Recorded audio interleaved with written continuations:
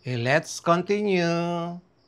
So, this is another representation of our SOHCAHTOA mnemonic with another illustration of our right triangle having the adjacent side, having the angle theta and the presence of hypotenuse, the opposite, and then the adjacent.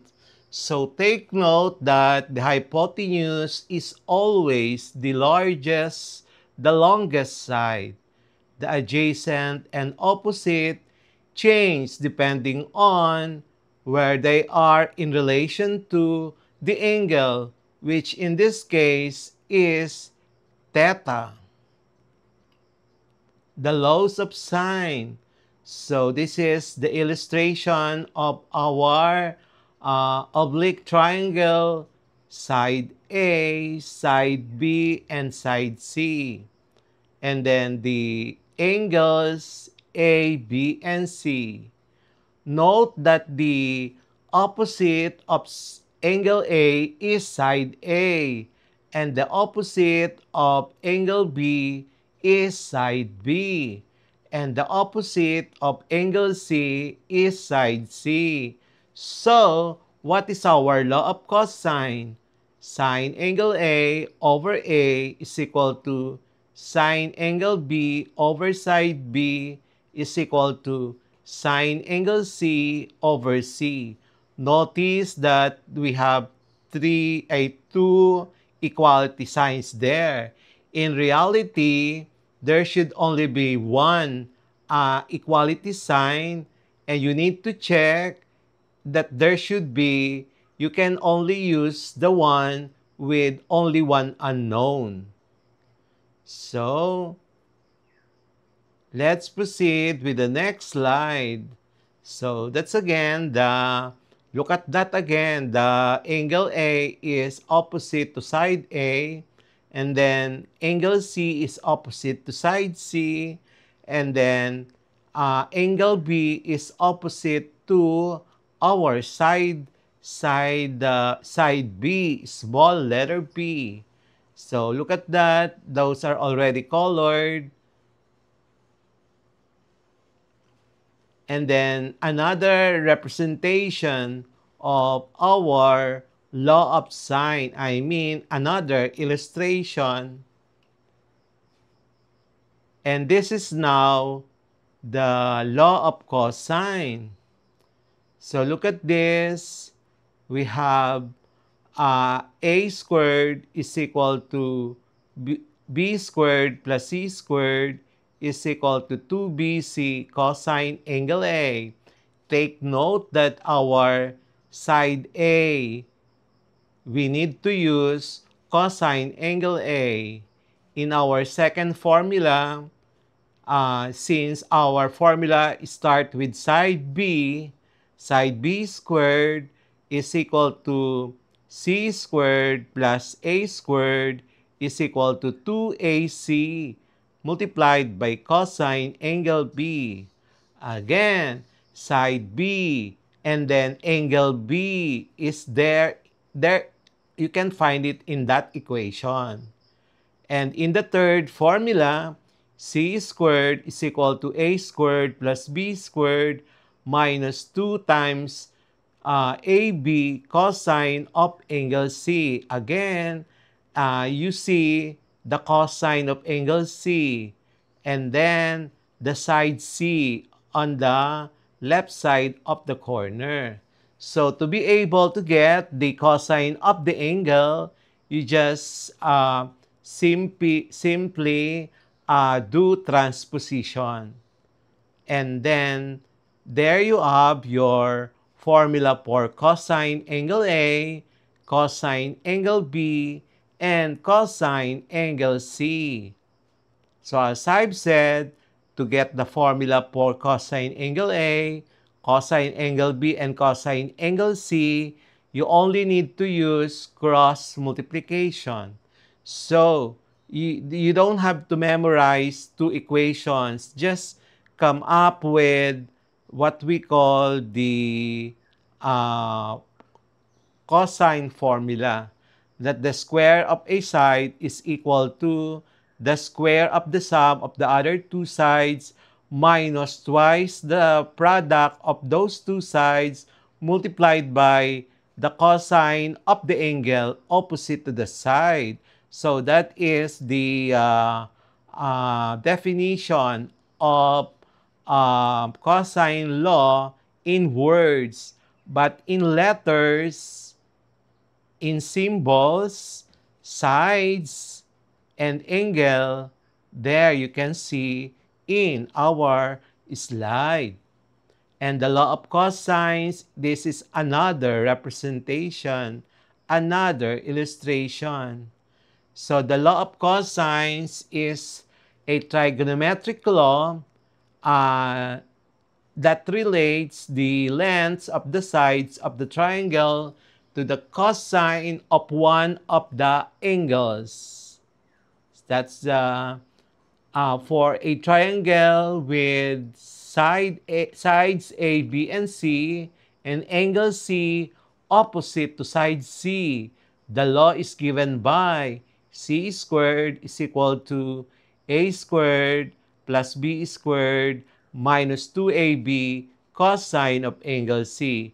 Take note of that. Angle C opposite to side C.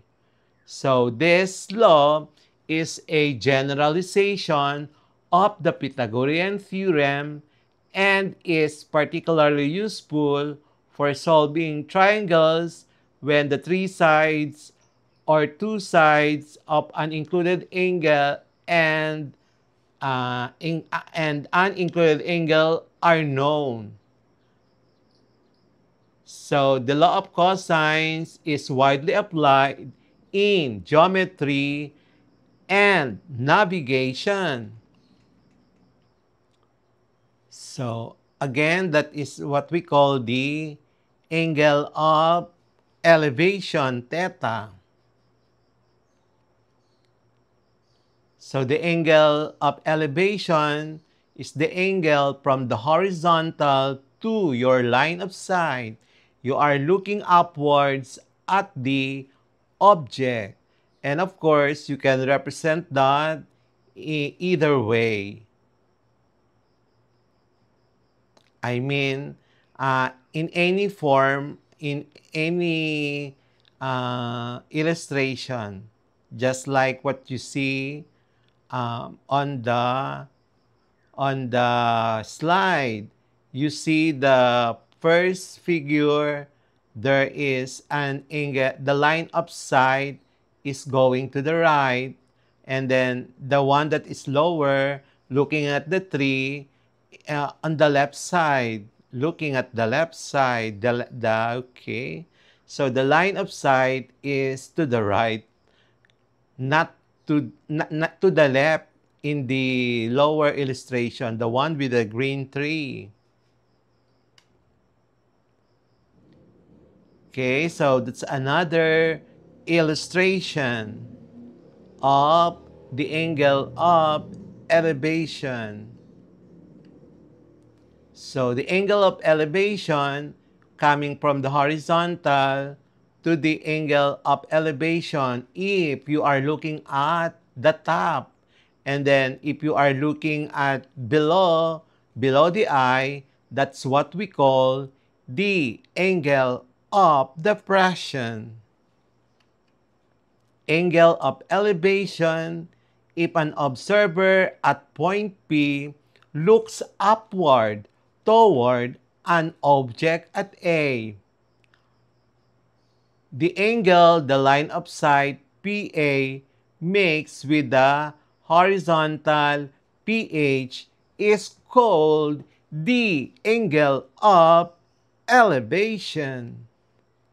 The angle of depression, that's what you see, what you are seeing, the angle, the origin or the observer's eye and pointing downward, no longer upward, and the angle that it makes from the horizontal line OB to the line of sight is what we call the angle of depression. So that is another angle of depression is actually equal to the angle of elevation. The angle X is equals to the angle Y. Take note of that. Again, the angle of depression is actually equal to the angle of elevation, as you can see in the figure.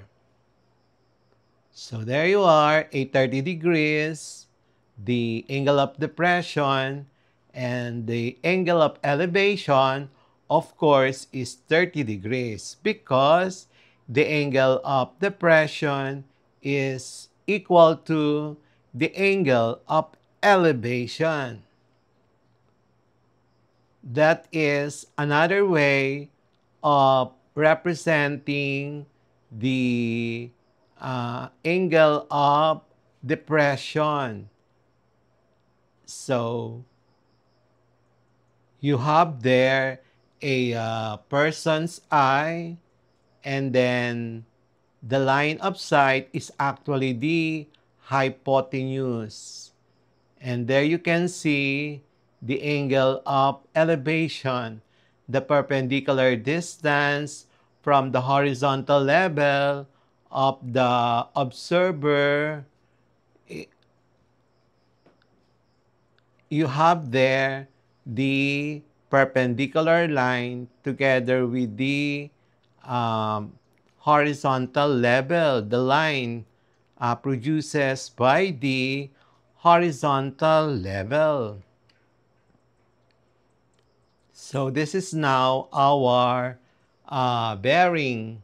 So the bearing of the boy is 120 degrees, and then our bearing here is 0.45 on that equation, on that illustration, and you are heading to a certain destination.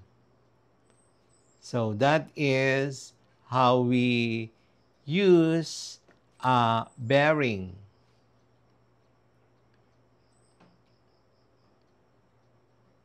So we have here 347 degrees, which is equal to 1.1 mile. So we have, that is our north, and then our destination, or you have a 44 degrees there. And then it is now going to the angle of 324 degrees. Take note that 324 degrees is the angle that is produced coming always from the north. So our north here is 00 angle, 000 degree, or 360 degrees. Our east, of course, has a bearing of 090 degrees. And then our side has a bearing of 180 degrees. And then west has a bearing of 270 degrees. Always this angle pertains to or measured from the north. We will have the next part of this lesson.